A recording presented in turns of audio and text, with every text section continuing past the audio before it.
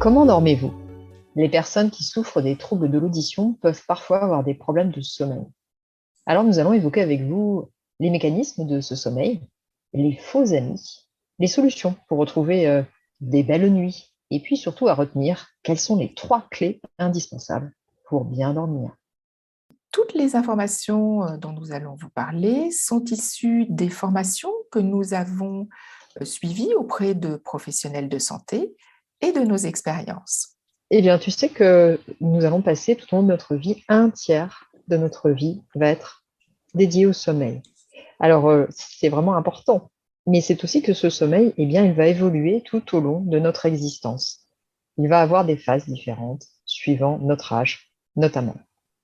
Mais surtout, ce qu'on découvre, et ça on le sait grâce à des études qui s'intéressent de plus en plus à l'effet du sommeil sur la santé, comme avec les études et la Journée nationale du sommeil produite par l'Institut national de sommeil et de vigilance, eh bien, c'est que malheureusement, la durée du sommeil a diminué.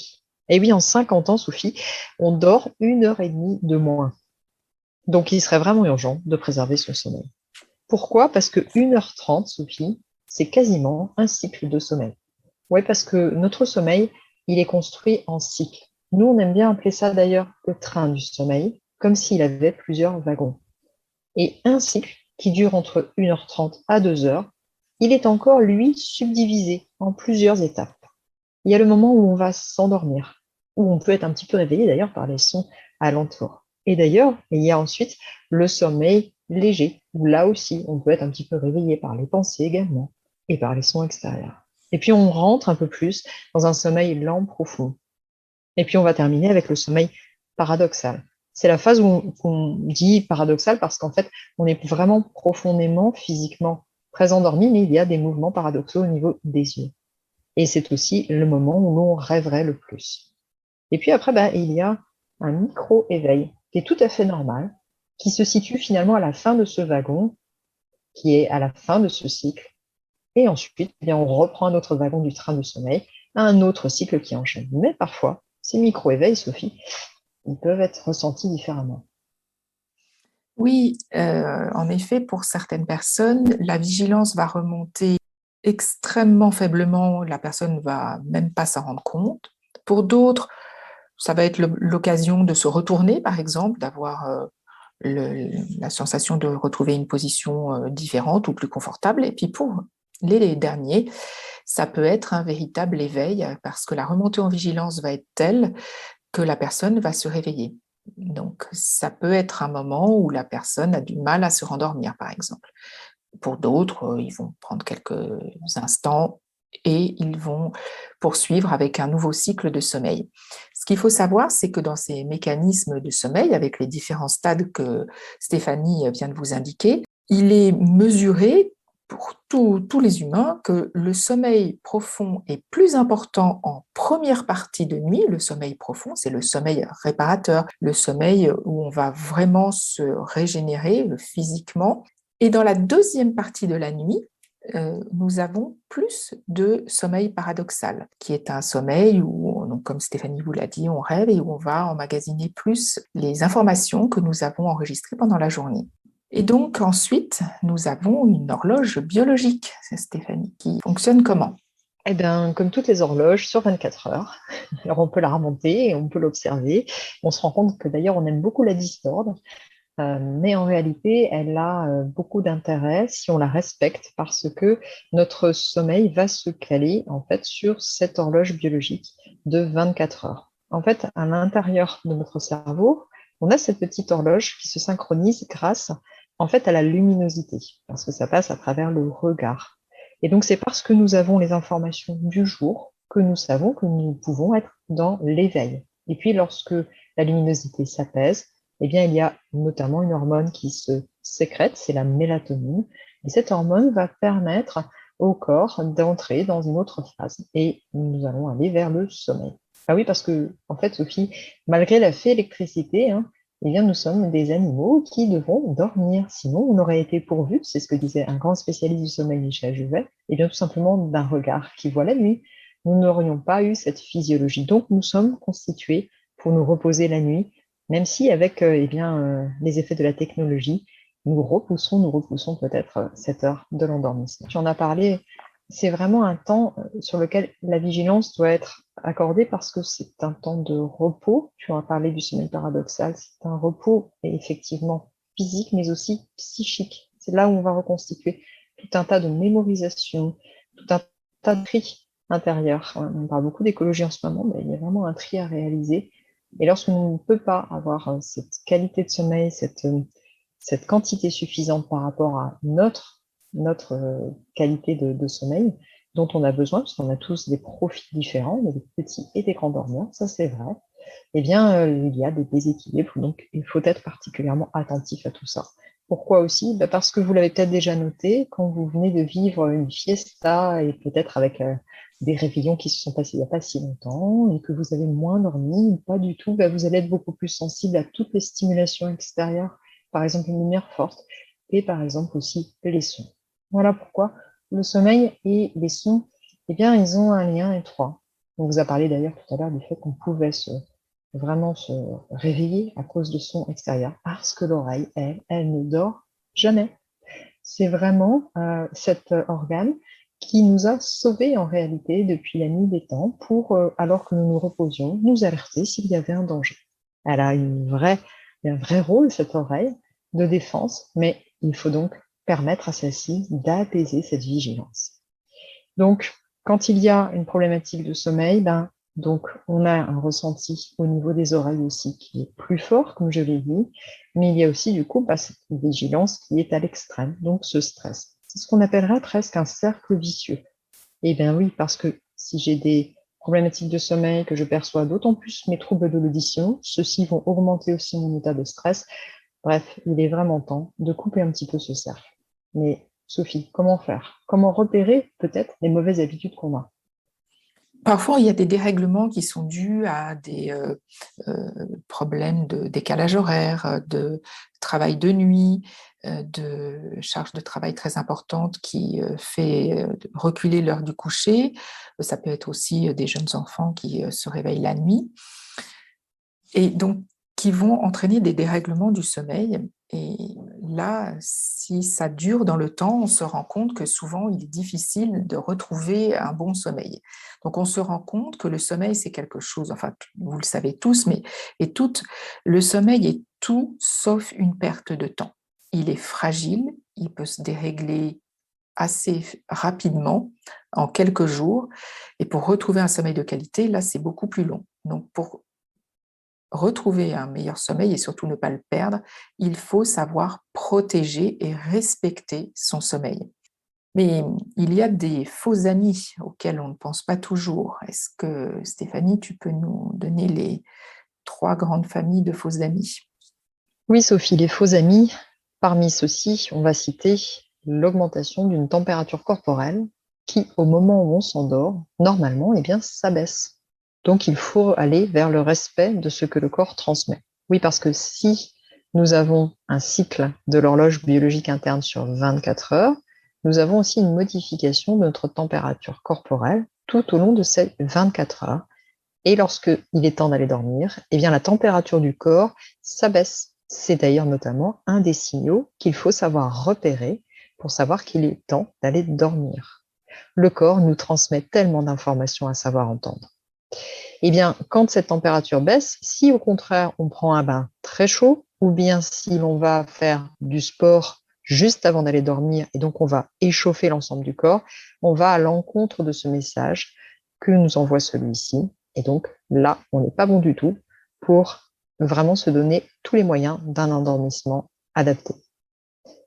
Et puis ensuite, eh bien, il y a la particularité que tu as citée, celle de la régularité. La régularité des levées, des couchers. J'en reviens toujours à la métaphore. Quand on parle d'une horloge, eh bien, il faut qu'elle soit simplement synchronisée, eh bien, un petit peu comme avant, remontée en quelque sorte. Et vraiment pour qu'elle fonctionne, il faut qu'elle soit régulière. Eh bien, ce qui est très, très fondateur, c'est d'avoir un horaire identique au moment de l'endormissement, donc quand on va se coucher, et puis un horaire identique quand on va se lever. Je sais que c'est un peu compliqué quand on est en période, par exemple, où on aimerait bien les week-ends accentuer un petit peu plus le temps où on reste au lit. Mais en réalité, notre sommeil, il a besoin de cette régularité. Il va d'autant plus apprécier que l'on continue à avoir le même rythme que celui qu'on a en semaine, à moins d'avoir vraiment une dette de sommeil, une problématique de santé où il faut faire une récupération plus forte, qui sera à ce moment-là plus probablement bénéfique si c'est une sieste, une longue sieste récupératrice, si on est en dette de sommeil, c'est-à-dire tout un cycle entier. Mais attention aux siestes, parce que si celles-ci peuvent être particulièrement aidantes, elles peuvent aussi ponctionner en quelque sorte sur la réserve de la nuit qui va venir. Donc, si vous aimez les longues siestes, mais que finalement, vous n'en aviez pas vraiment besoin, ben, bizarrement, vous allez voir que le sommeil qui suit, bien, il va être beaucoup plus fragmenté, il va moins apprécier. Et oui, une nouvelle fois, tout cela se calcule sur 24 heures. Respecter le temps de la nuit, respecter le temps de l'éveil du jour. Et puis, le troisième faux ami, Sophie, eh bien, c'est tout ce qui va être excitant, énervant, tout ce qui va aller dans l'ordre de la vigilance. Alors que quand on dort, c'est un relâchement, un apaisement. Alors, qu'est-ce qui va être dans l'ordre de l'excitant? Ça va être l'alimentation, ça va être certaines boissons comme le café, mais aussi comme l'alcool, qui est un véritable faux ami. On a l'impression qu'il nous apaise au départ. Pas du tout. Il y a vraiment des études très précises qui démontrent qu'au contraire, l'alcool énerve et va fragmenter la qualité du sommeil. Donc, c'est vraiment pas l'ami à suivre. Et puis, qu'est-ce qui nous énerve le plus aussi, hein, bien sûr, il y a aussi d'autres substances comme les cigarettes, c'est le stress et ce sont les écrans. Et là, quand j'ai dit ces deux mots-clés, stress, écran, vous avez compris que beaucoup de nos habitudes actuelles liées aux nouvelles technologies, à nos travaux, au télétravail, aux réseaux sociaux, ça va complètement à l'encontre de cet apaisement nécessaire pour dormir. Mais finalement, c'est quoi les solutions alors? Alors, les solutions, c'est tout simplement que le sommeil, ça se prépare dès le réveil. En effet, tout au long de la journée, vous allez accumuler toutes sortes de tensions, qu'elles soient physiques et parfois mentales aussi. Et l'intérêt, ça va être de trouver des petits temps pour faire des pauses, pour vous permettre d'évacuer ces tensions, notamment avec des techniques de relaxation, de sophrologie, de méditation, de sport doux que vous pourrez faire en journée, tout simplement de la marche par exemple. Et sans que ça vous prenne du temps dans votre journée, ça va vous permettre, lorsque vous allez vous laver les mains, depuis déjà pas mal de mois maintenant, on se lave très souvent les mains, et bien pendant que vous vous lavez les mains, vous pouvez faire des temps de pause en même temps pour relâcher les tensions de la nuque, des épaules, des poignets. Et c'est ça qui va vous permettre d'éviter d'accumuler trop de tensions dans la journée. Le point aussi qui est très intéressant, et Stéphanie vient de l'évoquer, c'est la régularité. L'heure du lever, l'heure du coucher, l'heure des repas doit être à peu près toujours le même chaque jour pour justement respecter votre horloge biologique. Ce qui ne veut pas dire que vous n'avez plus le droit de sortir dans la semaine si vous le souhaitez. Mais la récupération, par exemple en week-end, de plusieurs heures de sommeil supplémentaires et le samedi et le dimanche, eh bien, si vous avez l'habitude, par exemple, de vous lever à 7 heures et que vous vous levez à 10 heures, soit 3 heures de plus le samedi matin, ça veut dire que le samedi soir, vous allez certainement vous coucher plus tard, puis vous lever plus tard le dimanche matin et arriver le dimanche soir, l'heure à laquelle vous devriez vous coucher pour pouvoir vous lever à l'heure habituelle le lundi, ça ne va pas être possible puisque vous allez avoir un décalage dans votre horaire de journée et de coucher et vous allez déjà démarrer la semaine avec un déficit d'heures de sommeil et vous allez déjà commencer votre semaine, avec un sommeil amputé de plusieurs heures. Ça ne veut pas dire que vous ne pouvez plus sortir, plus avoir de vie sociale et ne plus rien faire. Simplement, il faut essayer de garder une certaine régularité, notamment dans les heures de lever et de coucher. Ce qui veut dire que si vous sortez et que vous vous couchez par exemple beaucoup plus tard, il faut faire une petite sieste le week-end, par exemple, de 20 minutes maximum pour ne pas empiéter sur votre sommeil de la nuit. Ça va vous permettre de récupérer en journée sans entamer votre capital sommeil de la nuit.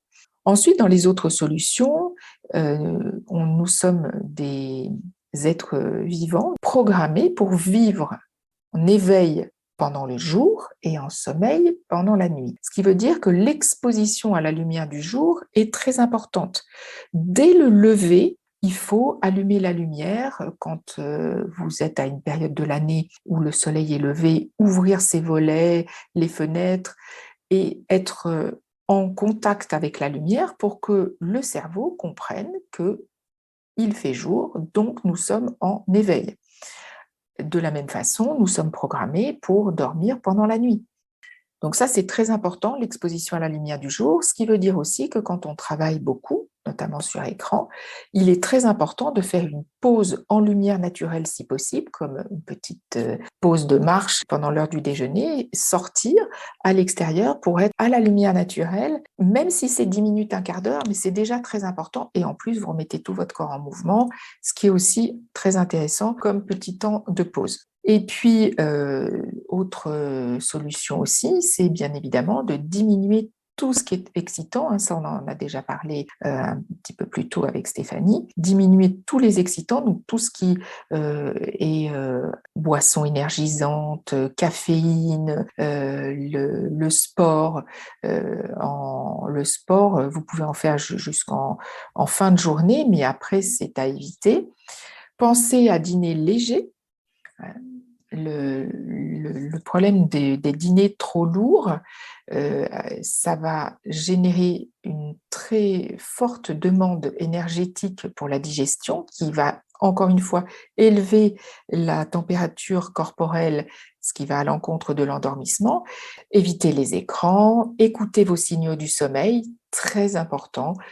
Tous les petits signaux qu'on n'entend pas toujours ou qu'on n'écoute pas toujours, les bâillements, les paupières qui s'alourdissent, la tête lourde, la baisse de la concentration pour ceux ou celles qui lisent. Quand vous lisez 3 fois de suite le même paragraphe, c'est qu'il est probablement temps d'aller vous coucher. Et c'est beaucoup plus facile d'entendre ces petits signaux du sommeil quand on lit un livre que lorsqu'on est devant ses réseaux sociaux favoris, où là, vous allez être happé par toutes sortes d'informations et d'images qui défilent et vous allez beaucoup moins entendre vos signaux du sommeil. Et puis, ce qui est très important aussi, c'est le respect de petits rituels du coucher, parce que nous avons beau être des adultes, eh bien, nous sommes comme les enfants. Nous avons besoin de faire tous les jours les mêmes petites actions dans un environnement un peu plus silencieux, supprimer les notifications du téléphone, avoir une température de chambre un petit peu plus basse pour respecter le fait que biologiquement, notre température corporelle doit s'abaisser pour pouvoir s'endormir, baisser la lumière, avoir une literie adaptée et bien évidemment, ne pas avoir de téléviseur dans la chambre faite pour dormir. Voilà le rappel de toutes les solutions à mettre en place qui sont des solutions simples et très concrètes pour vous aider à avoir le meilleur sommeil possible. Mais alors, Sophie, si on résume, c'est quoi les 3 clés pour bien dormir? Alors, les 3 clés les plus importantes, c'est la température corporelle, la lumière qui détermine la production de mélatonine, qui est le régulateur veille-sommeil, et évidemment diminuer toutes les situations qui peuvent générer du stress. On l'a tous testé, hein, si on a une grande contrariété le soir vers 20h, ça va être beaucoup plus difficile de s'endormir. C'est super clair, moi j'ai un peu envie d'aller dormir. Ah, maintenant. Avant de terminer cet épisode, nous vous proposons un outil pour le suivi de votre sommeil que vous pourrez télécharger gratuitement sur nos sites internet. Il s'agit d'un agenda du sommeil que vous compléterez pendant une semaine, 1 minute le matin, 1 minute le soir. Le soir, vous compléterez l'agenda en indiquant la qualité de votre journée, d'éventuelles remarques sur votre activité ou manque d'activité dans la journée. Si vous avez fait une sieste, si vous vous êtes senti ou pas somnolent dans la journée, et l'heure de votre coucher. Et le matin au réveil, ou juste après le réveil, vous compléterez l'agenda en indiquant l'heure du lever, d'éventuels éveils nocturnes, les périodes de sommeil, la qualité de votre sommeil et votre sensation au réveil. Est-ce que vous vous sentiez reposé, moyennement reposé ou pas reposé du tout?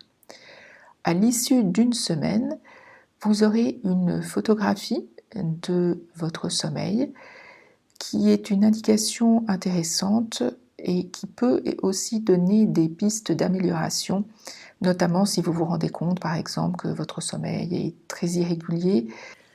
Pour certaines ou certains d'entre vous, il pourrait être intéressant de continuer à compléter cet agenda du sommeil pendant plusieurs semaines, comme cela est d'ailleurs proposé dans les centres du sommeil, afin d'avoir une photographie sur un mois, par exemple, de votre sommeil et de pouvoir repérer des points sur lesquels il y a peut-être des améliorations à apporter, comme la régularité ou les siestes dans la journée qu'il faudrait mieux éviter. Si cet épisode vous a plu, merci de nous laisser un commentaire sur votre plateforme préférée. Et nous nous retrouverons mardi prochain avec un épisode de plus sur le sommeil avec une interview d'une spécialiste. Si vous ne l'avez pas encore fait, n'oubliez pas de vous abonner à notre podcast pour ne pas manquer les prochains épisodes et à nos comptes Facebook pour trouver de nombreuses informations sur l'audition et le sommeil. À très bientôt. À bientôt.